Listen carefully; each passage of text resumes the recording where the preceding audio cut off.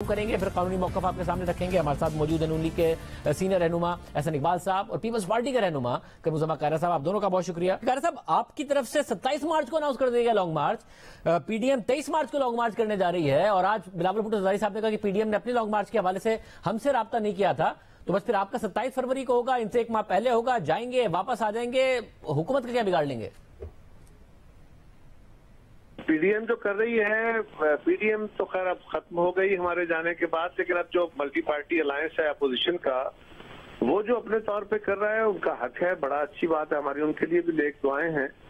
लेकिन peoples party अपने तौर पे भी अपनी जिम्मेदारी अदा करती है और जो हमारे मुतालबात हैं वो ऑलरेडी डिक्लेयर्ड है। अगर हम नहीं करते तो फिर मीडिया की तरफ से ये सवाल उठता है और जायज उठता है कि अपोजिशन की जमातें अपनी जिम्मेदारी नहीं निभा रही, और अगर हम अपनी जिम्मेदारी निभाने की बात करते हैं तो फिर उसके ऊपर सवाल उठते हैं।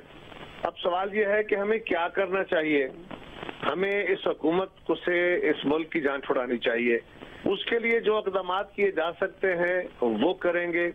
चेयरमैन साहब अपने टूर में पाकिस्तान भर से, जो सिंध से चलेंगे, वो पंजाब में आएंगे, वह केपी के लोग भी आएंगे, वहाँ लोगों को मोबिलाइज भी करेंगे, अपना नुक्ता नजर भी लोगों के सामने रखेंगे, उनसे उनकी राय भी जानेंगे और फिर हम हुकूमत के खिलाफ अपना जो हतमी लाएअमल है उसका ऐलान करेंगे। वैसे फिर तो पीडीएम की अपने वर्कर्स को मोबिलाइजेशन करने की एक्टिविटी है, आपकी अपने वर्कर्स को मोबिलाइजेशन करने की एक्टिविटी है, 2023 के इलेक्शन की तैयारी की एक्टिविटी है, तो हुकूमत को तो कोई खतरा ना हुआ ना आप लोगों से? हम किसके खिलाफ जा रहे हैं? हुकूमत के खिलाफ। हुकूमत को खतरा नहीं है, आपकी नजर में शायद ना हो, हमारी नजर में तो जब अवामी मूवमेंट शुरू हो जाती है, लोग निकल के हुकूमत के खिलाफ खड़े हो जाते हैं। लोग शायद सब सच बात आपको कह रहा हूँ कि हम जब जाते हैं कहीं गमी खुशी में बाजार में, तो लोग हमसे सवाल करते हैं कि कब हमारी जान छुड़ाओगे इस हुकूमत से, आप क्यों नहीं कर रहे हो? तो हम अपनी तारीखी जिम्मेदारी निभाते हुए, बिल्कुल हमारी ये एक रिस्पॉन्सिबिलिटी है एक सियासी जमात के तौर पे कि हम लोगों के जज्बात की नुमाइंदगी करें इस हुकूमत को चलता करने के लिए। जो हमारा आज का कोई एजेंडा नहीं है, इससे पहले भी हम कह रहे हैं कि फौरी इलेक्शन जो है वो मसले का हल है, तो फौरी इलेक्शन कैसे हो सकता है? इस हुकूमत के जाने पे ही हो सकता है, और तो कोई जरिया नहीं है। साहब, आप कह रहे हैं कि लोग आपसे कहते हैं कि इस हुकूमत को कब चलता करेंगे? जब भी आप जाएं कहीं, महंगाई है, वो हुकूमत भी मानती है, आप लोग भी एहतजाज कर रहे हैं, मगर आप लोग जब एहतजाज करते हैं, चाहे वो पीडीएम के प्लेटफॉर्म से हो जब आप थे उनके साथ, या अब हो, अवाम कोई बड़े तूफान की सूरत में बहुत बड़ी तादाद में आप लोगों के साथ निकले नहीं हैं, तो इस दफा कैसे निकल आएंगे कि हुकूमत को जाने पर मजबूर कर देंगे? ये बात आपकी किसी हद तक दुरुस्त है कि जब हम इकट्ठे, आज जो सूरत हाल है, लेकिन जब पीडीएम हमने बनाई थी और हम इकट्ठे चले थे, और उसके बाद हमारे कुछ दोस्तों को बहुत जल्दी थी पीपल्स पार्टी और एएनपी को अलग करने की, उससे पहले हमारे जलसे जुलूस, हमारे बाय इलेक्शन, हमारा सेनेट का इलेक्शन, वो आपकी बात के साथ बिल्कुल मुखालिफ है, क्योंकि उस वक्त लोग हमारे साथ थे, जलसों में भी साथ थे, वोटों में भी साथ थे, बाय इलेक्शन में भी साथ थे, सेनेट में भी साथ थे। उसके बाद यकीनन लोगों के अंदर भी एक तब्दीली और मायूसी आई है, और हमें लोगों को किस तरह का कायल करना है, लोगों के पास जाके, लोगों को कायल करके, लोगों को मोबिलाइज करके, अपना नुक्ता नजर लोगों के सामने बयान करके, यही एक तरीका होता है ना सियासी जमात का। तो जो बात आप कह रहे हैं ये किसी हद तक दुरुस्त है, लेकिन ये इस कमी को दूर करने का तरीका भी यही है कि हम मोबिलाइजेशन में जाएं, हम लोगों के पास जाएं और लोगों की राय भी लें, उनसे मैंडेट भी लें, और इस हुकूमत के खिलाफ जो हतमी जदोजहद है वो करें। अच्छा, अगर ये अलग अलग लॉन्ग मार्च का ये भी मतलब है ना कि आप लोगों के मामला बिल्कुल नहीं तय पाए हैं, मिलकर इन हाउस चेंज के लिए भी नहीं तय पाए हैं कि हुकूमत को इन हाउस खतरा हो पार्लियामेंट के अंदर, और सड़कों पर भी नहीं तय पाए हैं कि सड़कों पर आप मिलकर निकल सकें। अलग अलग ही होगा जो होगा, और हुकूमत को खतरा नहीं होगा। इन हाउस की हद तक तो जी हम अपनी जगह पे कमिटेड हैं, और वो हमारा आप देख रहे हैं कि हमारी जमातों का, सियासी जमातों का जितनी भी हैं, शहबाज शरीफ साहब की क़यादत में असेंबली के अंदर हमारा उनके साथ तावन था और है और रहेगा। आउटसाइड द असेंबलीज हमने पीडीएम नहीं छोड़ा। मैं समझता हूं कि हमारे मीडिया के दोस्तों को ये बात तनकीद करते हुए आपका हक है, बिल्कुल इसको इस एंगल से जरूर देखिए, लेकिन ये जरूर देखिए कि क्या पीडीएम के इत्तेहाद से पीपल्स पार्टी निकली है या पीपल्स पार्टी को फोर्स किया गया है ये फैसला करने पे, जिसकी जिम्मेदारी है। हाँ, हमारे निकलने से पीडीएम का नुकसान हुआ, ये बात दुरुस्त है, अपोजिशन को धचका लगा, ये बात दुरुस्त है, हुकूमत को फायदा हुआ, ये बात दुरुस्त है, लेकिन किसने पहुंचाया है ये फैसला भी बहरहाल हमारे दोस्तों को करने की जरूरत है।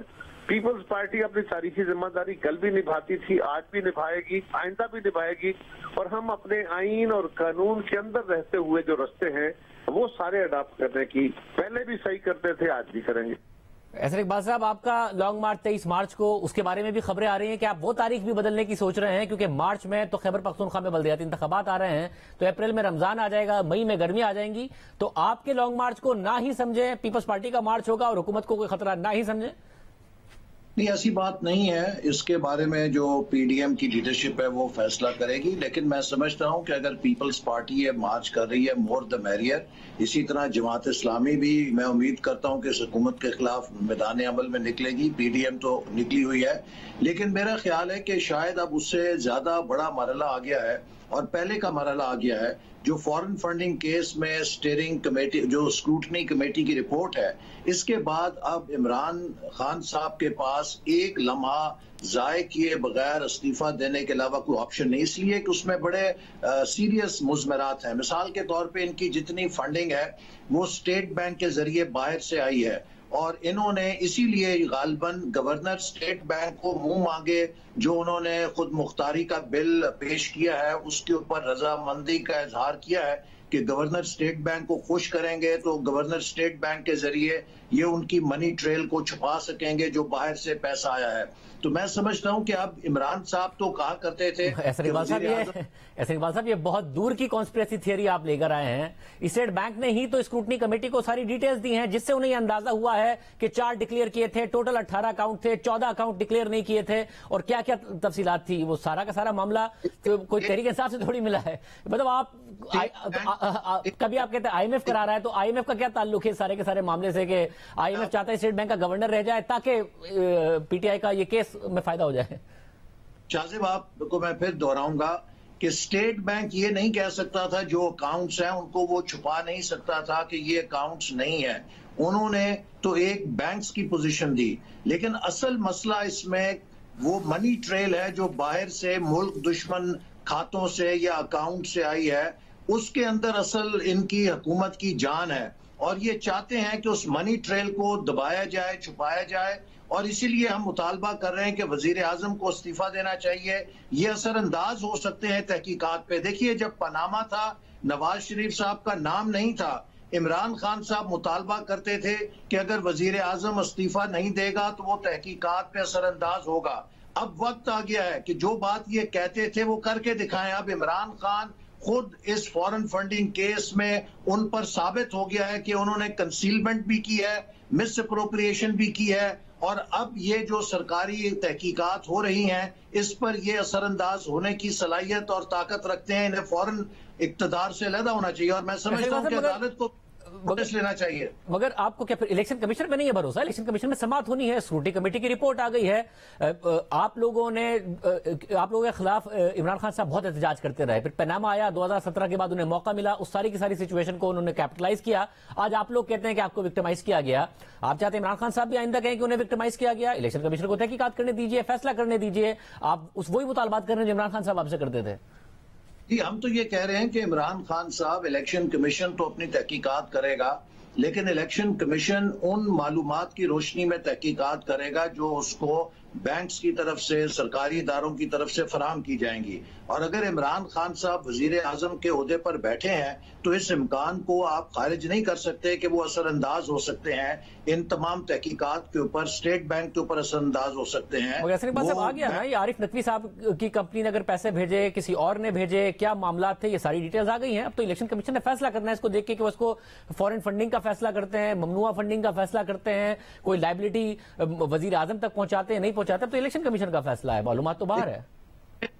स्क्रूटनी कमेटी ने यह बात भी कही है कि बहुत सारे फॉरेन बैंक्स के अकाउंट्स हैं जिन तक इनकी रसाई नहीं है, लेकिन उन फॉरेन बैंक से जो भी रेमिटेंस पाकिस्तान में आई है वो स्टेट बैंक के जरिए रूट होती है। तो लिहाजा स्टेट बैंक के पास वो तमाम मालूमात हैं कि बैरून मुल्क के बैंकों से पाकिस्तान में कौन सी तरसीलात आई हैं। ये बहुत अहम हिस्सा है इस तहकीकात का, जो अगर इमरान खान साहब वजीर आजम के तौर पे बैठे रहते हैं तो उस पर असरअंदाज हो सकते हैं। लिहाजा अब उनके लिए वक्त आ गया है कि जो वो कहा करते थे उस पर अमल करके दिखाएं, इस्तीफा दें, अगर क्लियर होते हैं तो वापस कुर्सी के ऊपर आ जाए, वरना अब इस स्क्रूटनी कमेटी की रिपोर्ट के बाद उनके पास कोई अखलाकी, सियासी, कानूनी जवाब नहीं रह गया कि जब वो सर्टिफाई हो चुका है, कंसीलमेंट की है, गबन किया है, बैरून मुल्क मुकीम पाकिस्तानियों की जो डोनेशंस थी उसको मिस अप्रोप्रिएट किया है, अकाउंटिंग प्रैक्टिसेस को वायलेट किया है, कि अब वो इस ओहदे के ऊपर बैठे रहे। जब आप कहते हैं कि उनके पास जवाब नहीं रह गया, तो क्या इसका ये भी मतलब है कि आपके पास कोई मौका नहीं रह गया? आपको लगता है कि आप इन हाउस भी नहीं इस हुकूमत को गिरा सकते, सड़कों पर आकर भी इस हुकूमत को नहीं गिरा सकते, और चाहते हैं कि इस केस के जरिए भी दबाव बढ़ाया जाए, इस केस से ही फैसला लिया जाए और इस हुकूमत को घर भेजा जाए? देखिए, ये केस के जरिए भी हम एक कानूनी जंग तो लड़ेंगे इनके खिलाफ, लेकिन जो अवामी जंग है वो भी भरपूर होगी।